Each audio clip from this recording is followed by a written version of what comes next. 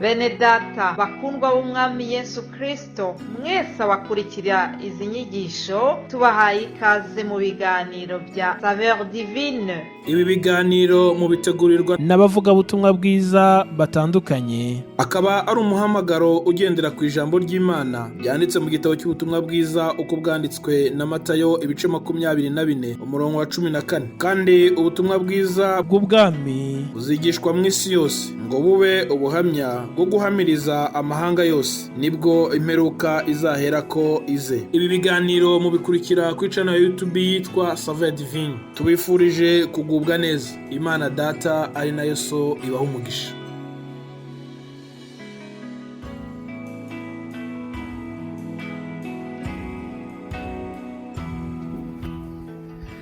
Yesu ashimwe bene data, ndakuramukije aho duteze amatwi.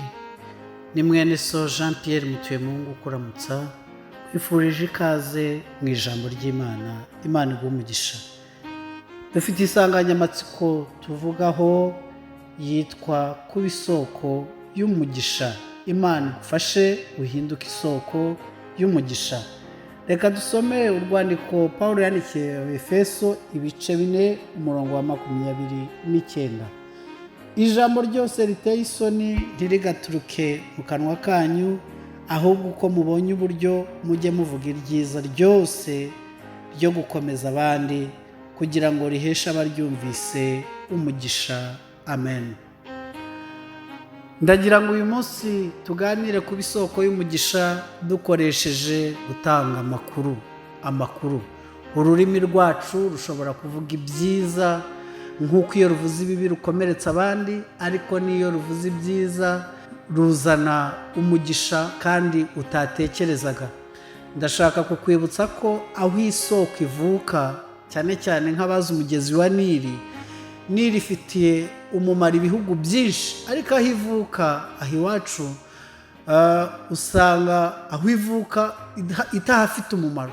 Kenshi na kenshi iyo usohora ikintu, iyo usohora ijambo, ushobora kugira ngo ntacyo ukoze, ariko aho rigeze, aho rizagera rigahindura byinshi. Imana iguhe umugisha, umugisha uba isoko ukoresheje gutanga amakuru, ukoresheje kuvuga, ariko ukavuga ibyiza.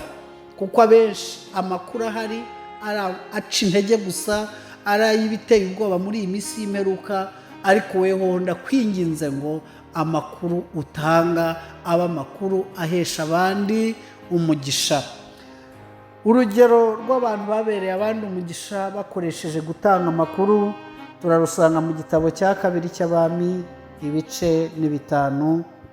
Turahasanga umwana w'umukobwa, dusome ku murongo wa 3 ibice 5.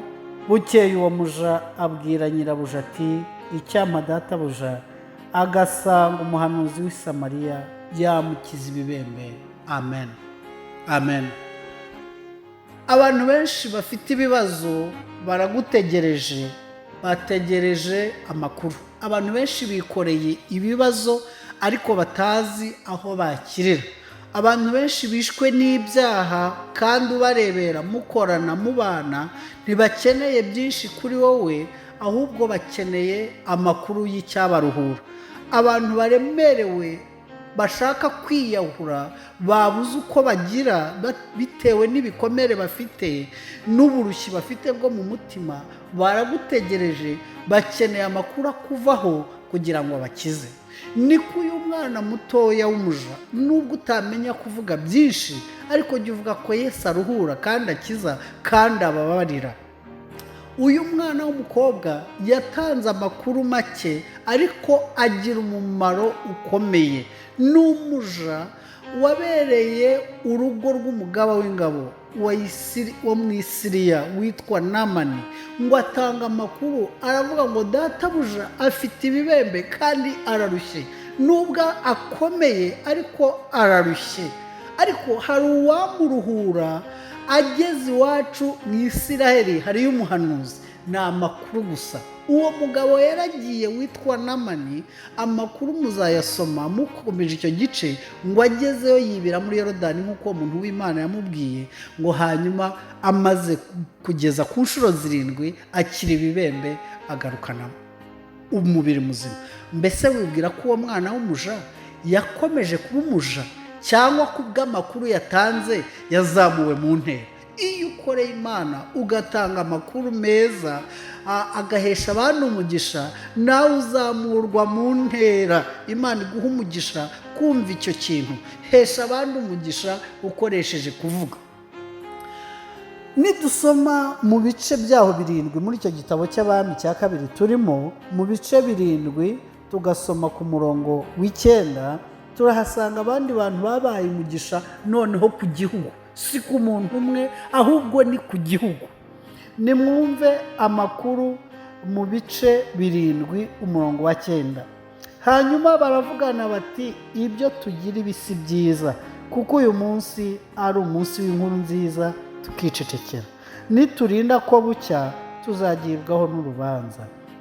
Nuko nimuze tugende tubwire abo mu rugo rw'umwami, Imana itugirire neza. Uzi umutwe w'iryo jambo kuvuga, uravuga ngo ababembe bagarukanira abandi inkuru z'agakiza. Imana ihabwe icyubahiro. N'abagabo mu gihe Samariya yari ifite ikibazo cyo kugotwa n'Abasiriya, inzara ari nyinshi, ngo baterwa n'inzara kandi irahatinda imara iminsi, ngo hakaba abagabo b'ababembe bari barajugunywe inyuma y'umurwa. Nk'uko byagendaga, babaga barashyizwe inyuma y'umurwa kubera ikibazo cy'ibibembe.